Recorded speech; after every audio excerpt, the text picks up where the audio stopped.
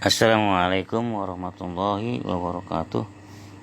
Alhamdulillahilladzi yanfudul bahru qabla an tanfuda kalimatih wa ta'addudu ajza'ahul wujudi qabla an ta'adduda hayatih. Subhanahu alladzi anjala tauratu wal injilu min qabl hudan linnas wa unzil furqan kitaban muhkaman wa mutasyabihan nadiul bayani qati'ul burhan. Wassalatu wassalam ala nabiyil ummah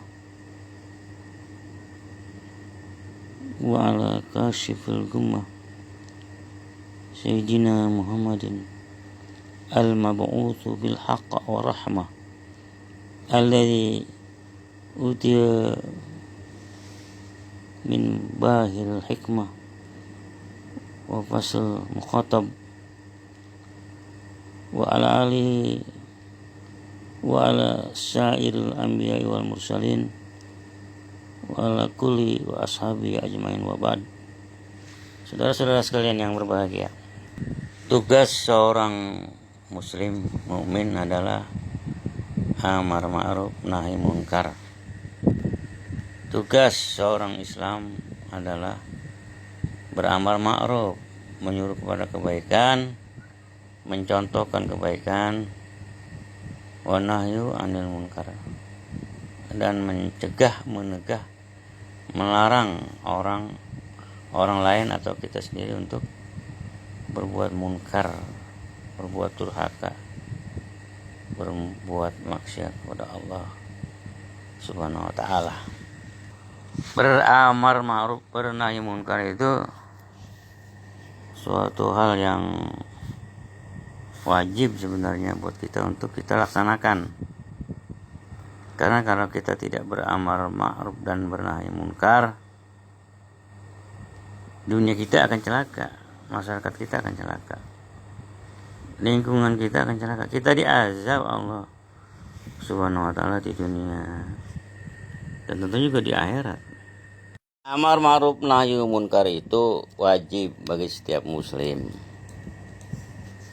Sekiranya kejahatan, kemaksiatan, kedurhakaan kita diamkan saja, kita menulikan telinga kita, membutakan mata kita, kita meneng baik, kata orang Jawa tuh meneng baik, melihat, mengetahui kenyataan di lingkungan kita ada kemungkaran, ada kedurhakaan, ada kemaksiatan. Kita harus bernahi munkar, beramar ma'ruf dan bernahi munkar. Misalnya ada orang enggak sembahyang, kita harus beramar ma'ruf, menyuruh orang yang tidak sholat itu supaya sholat, tapi tidak boleh marah-marah, khususnya kepada anak. Juga kepada orang lain, mengajak orang sholat itu tidak perlu marah-marah, cukup mengingatkan gitu.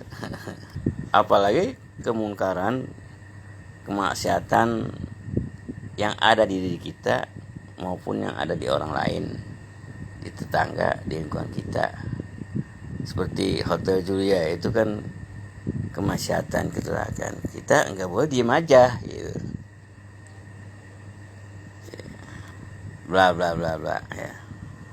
Sebab kalau kita diam aja, anak kita atau orang lain tidak sholat, kita diam aja, itu nggak boleh. Kita wajib menasihatinya, menyuruhnya dengan bil hikmati wa mau izotil hasanah, dengan cara yang hikmah dan dengan contoh yang baik. Iya kan Pak? Kalau kita menyuruh, menasihati, mengajak anak kita khususnya ya untuk sholat, Tapi kita tidak memberikan cara hikmah dan mau ijoh yang baik. Berkatanya, mengajaknya, menyuruhnya dengan cara tidak baik, tidak hikmah. Itu bisa meleset. Jadi harus hikmah, harus baik, dan harus mau ijatul hasanah. Dan kita juga harus menyontohkan yang baik pula. Ya kita rajin sholat, bukan sholat munfarid, tapi sholat berjamaah gitu. Itu cara kita beramar ma'ruf. Beramar ma'ruf tuh kalau nahi mungkar tadi lain. Misalnya tadi kata Julia, itu nahi mungkar. Kita harus tentang ya dengan hikmah juga, dengan mujizatul hasanah juga gitu. Sebab kalau tidak demikian, kalau kita tidak amar ma'ruf nahi mungkar, kita diancam oleh Allah gitu. Wal takum fi'atan la tusibanna minkum khosoh wa'lamu anallaha sadidul iqab. Itu surah Al-Hajj ayat 25.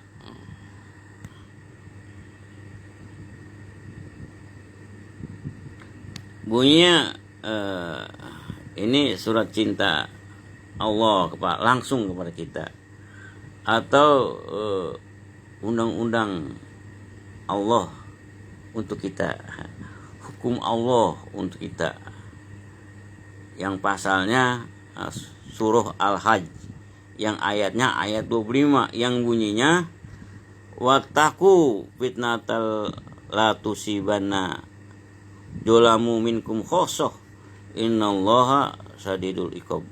Itu surah Ali Imran, jadi pasal surah Ali Imran ayat 104. Jadi artinya kira-kira takutlah kalian atau peliharalah kalian diri kalian itu dari fitnah atau dari siksa Allah Subhanahu wa taala yang tidak hanya menimpa kepada orang-orang yang zalim, orang yang berdosa di antara kalian saja gitu.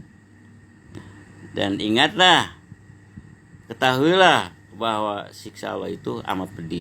Ulangi lagi, kalau menurut para mu'alaf gitu, bahwa Al-Quran ini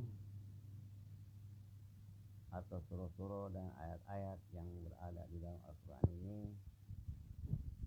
itu merupakan surat cinta buat mereka, surat cinta dari Allah Subhanahu wa taala buat mereka.